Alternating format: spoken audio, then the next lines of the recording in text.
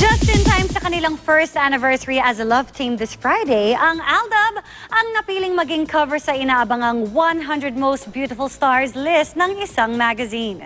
Makichika kay Lars Santiago. Hanggang sa i-unveil ng mga bida ng Imagine You and Me ang cover kasama ang editor-in-chief ng magazine na si Joan Maglipon. Hindi pa rin daw makapaniwala sina Alden Richards at Maine Mendoza na sila ang napili bilang magazine cover. Ang Aldab ang nangunguna sa list ng 100 Most Beautiful Stars ng Yes Magazine.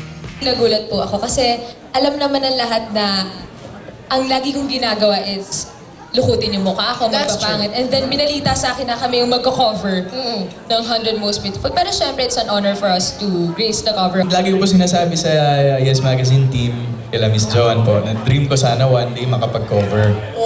Cover naman. So parang this is the perfect time po to cover, syempre, since Maine and I have met. Bukod sa Aldab, dumalo rin sa event ang ilan sa Kapuso Stars na kasama sa 100 Most Beautiful Stars list.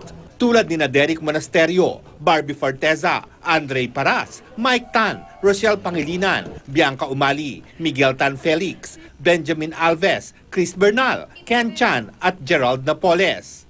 Ano nga ba ang kahulugan ng beautiful para sa kanila?